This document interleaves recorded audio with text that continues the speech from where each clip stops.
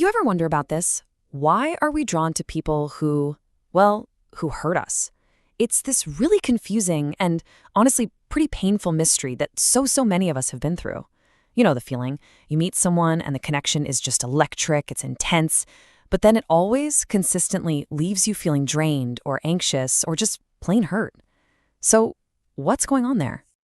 Well, that's exactly what we're going to get into today. We're going to put on our detective hats and really investigate the psychology behind this thing we call toxic attraction. We're going to try and figure out why our hearts and our heads can feel like they're playing for completely different teams. Okay, so here's our game plan, our roadmap for this investigation. First, we'll tackle the toxic attraction mystery itself. Then we're going to dig into 3 huge clues. Clue number 1 is the childhood blueprint. Clue 2 is the chaos addiction. And clue 3 is the unhealed self. Then, at the end, we're going to put it all together and see if we can crack the code.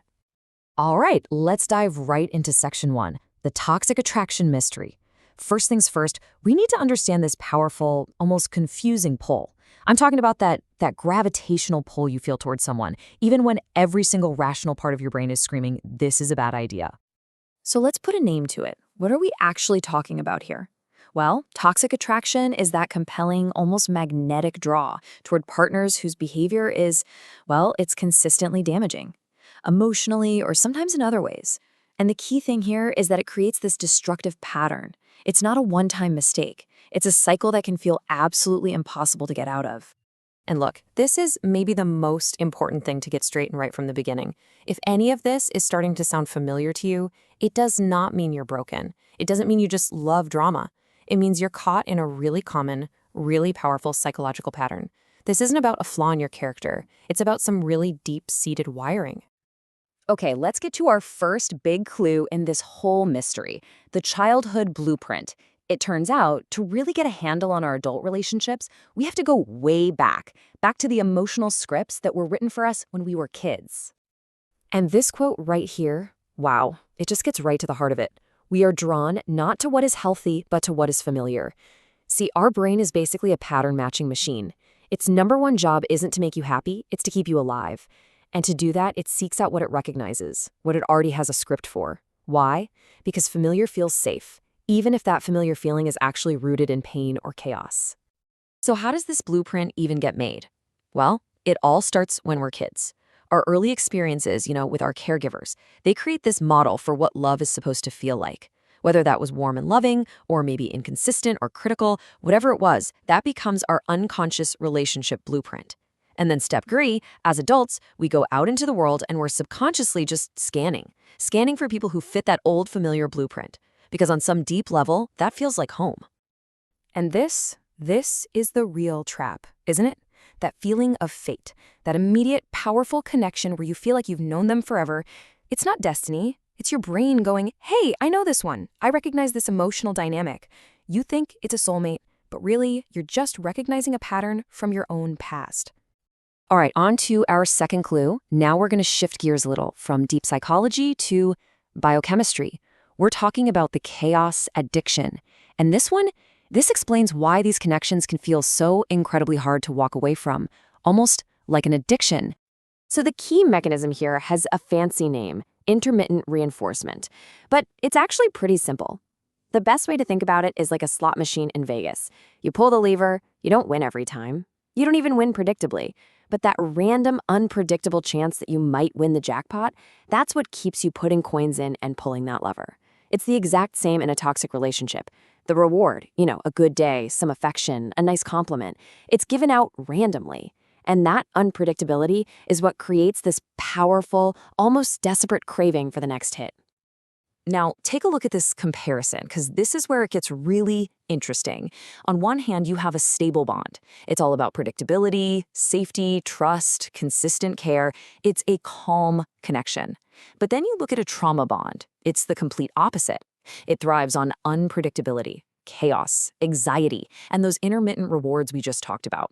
This creates these intense highs and lows. Your brain literally gets hooked on this roller coaster. You get a spike of cortisol, the stress hormone, during the low points, and then a huge rush of dopamine, the reward chemical, when things are good again. We so often mistake this wild ride for passion, but it's not. It's the biochemical signature of a trauma bond. Okay, this brings us to our third and final clue. And for this one, we have to turn the investigation inward. It's time to look past our childhood, past our brain chemistry, and look right at ourselves in the here and now. We're talking about the unhealed self. There's this idea that our outer world often reflects our inner world. And it's a really profound concept when you think about it. The people we consistently choose, the kind of relationships we find ourselves in, they're often just a mirror, reflecting back our deepest, quietest beliefs about ourselves. So if we don't feel whole on the inside, it's pretty natural to look for a partner to try and fill that empty space. So, what are these internal magnets for toxicity? Well, it can be a bunch of things, right? It could be low self esteem that's whispering in your ear, this is all you're worth. It could be unresolved emotional needs from way back when, making you replay the same old story. For some people, it's a need to fix or save a partner to feel valuable. And for a lot of us, it's just a deep, deep fear of being alone. Every single one of these acts like a magnet, pulling us toward a dynamic that feels familiar but is ultimately so painful. And really, this famous quote just says it all, doesn't it? We accept the love we think we deserve. It's that simple and that complicated.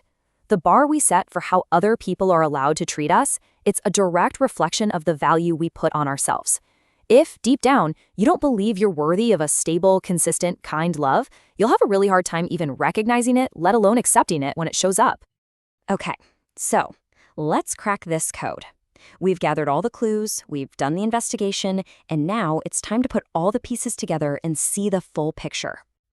So here's the big takeaway. These 3 clues we uncovered, they aren't working in isolation. They create a kind of perfect storm. First, you have the childhood blueprint, which steers us toward what feels familiar. Then, you have the chaos addiction, that biochemical roller coaster that gets us hooked. And finally, you have the unhealed self, where our own inner wounds make us believe this is all we deserve. You can see how it becomes this powerful, self-reinforcing cycle, right? But here's the good news. Here's the solution to the whole mystery. That pattern, it only has power over you when it's unconscious, when it's running in the background. The moment you start bringing it into the light, by understanding your blueprint, by recognizing that feeling of addiction, and by starting the work of healing yourself, that's when you take the power back. Awareness truly is the key that unlocks the cage. And that leads us to the final and maybe the most important question of all. Your past might have written the first draft of your relationship script, sure, but now you've cracked the code. And understanding that code gives you the pen. You get to be the author of your own story now. So, what are you going to write next?